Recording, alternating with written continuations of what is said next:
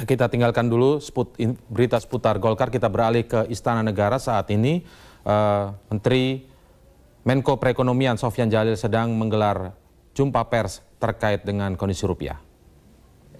BPKP supaya lebih efektif dan terlaksana sebagaimana yang kita inginkan.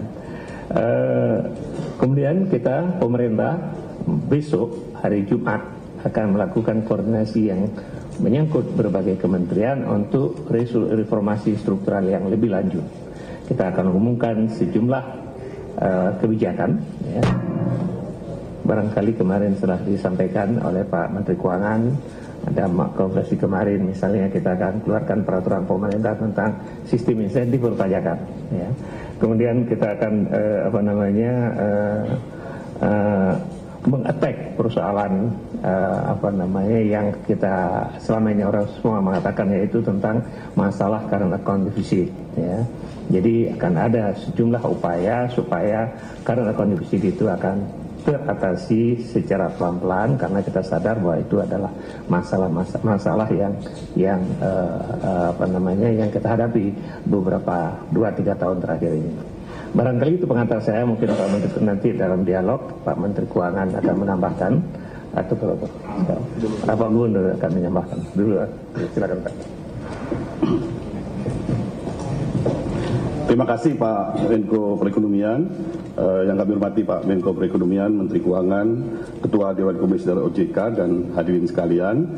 Saya pada kesempatan siang hari ini menyambut baik dan mengapresiasi bahwa Bapak Presiden, Bapak Wakil Presiden mengundang kami dari Bank Indonesia, tentu bersama dengan Ketua Dewan Komisioner OJK dan jajaran pemerintah, khususnya Menko Perekonomian dan Menteri Keuangan, untuk melakukan koordinasi. Betul-betul digunakan dengan baik, karena kami merasa semua tantangan yang ada, perkembangan yang ada, dan respons yang akan dilakukan, rencana aksi yang akan dilakukan, itu dibahas sehingga kita betul-betul mendapatkan bayangan tentang bagaimana Indonesia akan ke depan dan menghadapi perkembangan di global maupun di regional. Saya pada kesempatan ini mungkin akan menambahkan apa yang disampaikan oleh Pak Menko Perekonomian.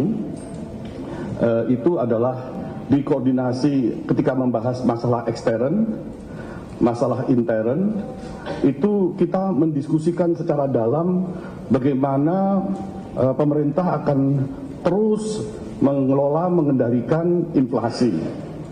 Dan itu tadi mendapatkan penjelasan bagaimana tidak saja di pemerintah pusat antar kementerian, tetapi dengan pemerintah daerah dilakukan koordinasi untuk pengendalian inflasi. Dan inflasi mengarah ke angka sesuai dengan target, bahkan lebih baik, yang tentu kami sambut baik. Tetapi juga tadi pembahasan terkait dengan transaksi berjalan. Kami tadi menyimak ketika Bapak Presiden dan bagian pemerintah menjelaskan tentang komitmen untuk memperbaiki transaksi berjalan. Dan pembahasannya cukup detail, karena tidak saja menyinggung tentang neraca perdagangan yang di tahun 2015 positif, tetapi malah masuk sampai ke detail bagaimana memperbaiki neraca pendapatan, neraca jasa, dan juga